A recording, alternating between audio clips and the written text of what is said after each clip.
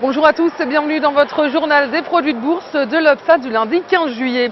Et la bourse de Paris se relâche un peu après une semaine quasiment dans le vert. Le CAC 40 clôture sur une note négative en léger repli de 0,36% à 3855 points.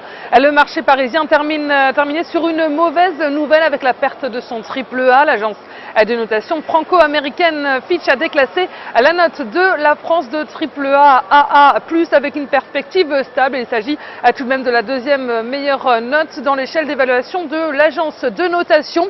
Et le marché parisien a démarré la semaine précédente sur une belle remontée. Il a été porté d'abord par l'annonce d'une nouvelle tranche d'aide à la Grèce et le discours du président de la Fed, Ben Bernanke, en milieu de semaine dernière, a renforcé également l'optimisme des investisseurs à Paris. Et l'automobile et les valeurs technologiques étaient bien entourées. Saint-Gobain avance de plus de 6% sur l'ensemble de la semaine précédente.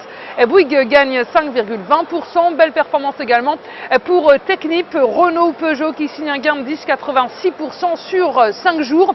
Et c'était la semaine tout de même la plus creuse de l'année. La moyenne des volumes échangés est extrêmement faible à 2,23 milliards d'euros. Et puis, outre-Atlantique, après un nouveau record historique jeudi dernier, Wall Street a terminé la semaine en consolidant, termine sans direction pour cette dernière séance de la semaine. Ben Bernanke a su, rassurer les marchés en affirmant la nécessité de maintenir une politique accommodante et les rachats d'actifs resteront bas pendant encore une période indéterminée. C'est cette annonce qui a propulsé Wall Street vers de nouveaux sommets.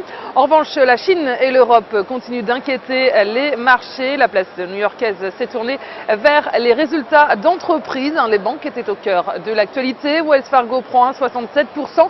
La banque américaine dépasse les attentes du marché sur le deuxième trimestre avec un bénéfice en hausse de 20%. JP Morgan termine sur une note un peu plus modeste à plus 0,16%. Et du coup, les valeurs financières ont évolué dans le vert, soutenues par ces bons résultats. Chez Morgan Stanley, Citigroup, Bank of America évolue autour d'1%.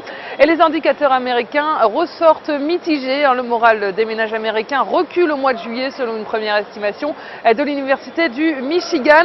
Mais les prix à la production font mieux que prévu. Ils ont grimpé de 0,8% sur le mois de juin aux États-Unis. Et la valeur du jour, c'est aujourd'hui l'équipementier télécom Alcatel-Lucent. Graphiquement, le titre poursuit sa progression depuis la sortie d'un canal baissier en mai dernier. Il reste supporté par ses moyennes mobiles à 20 et 50 jours, reste positivement orienté. Et le RSI est inscrit au-dessus de sa ligne de signal sans être en territoire de surachat.